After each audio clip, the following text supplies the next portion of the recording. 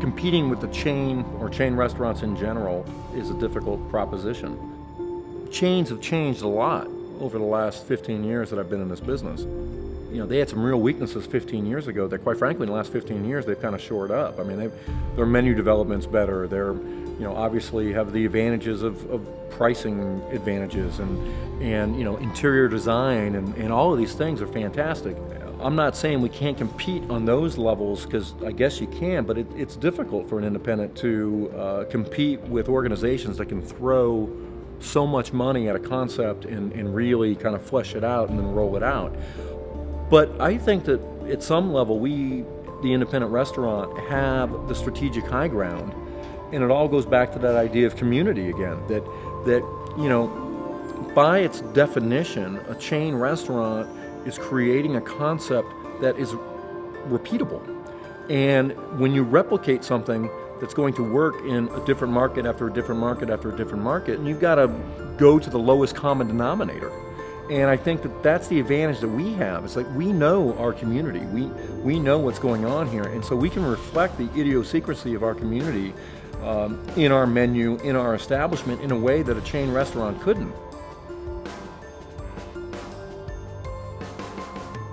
One of the things that I would tell people is, you know, before you think about opening up a second establishment, you know, ask yourself, hey, am I really driving this car as well as it can be driven? That I will tell you that I think that there's plenty of opportunities to grow within your four walls, and that requires hard work. It's not you know, the easiest low-lying fruit, but I would challenge, I would suggest in my experience that it's easier to go for, you know, harder to pick fruit within your four walls than try to create another four walls and pick the easy fruit. So really think about, hey, what can I grow without even changing my operation at all?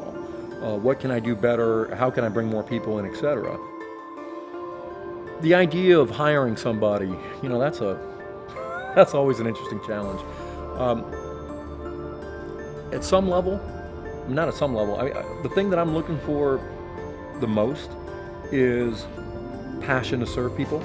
I mean, at the end of the day, you can slice it a million ways, and in as much as I can talk about that we're in the Chapel Hill business or the community business, you know, the biggest manifestation of that is our restaurant and our brewery, and for that to be successful, we need people that want to serve people. That impulse, first and foremost, do you want to serve? For me, trumps everything. Trumps experience. I'm talking about front of the house here, you know, trumps experience and all that. We can train you to be a good waiter, but if you don't want to serve, you've got all the experience in the world, you're not going to be a good waiter.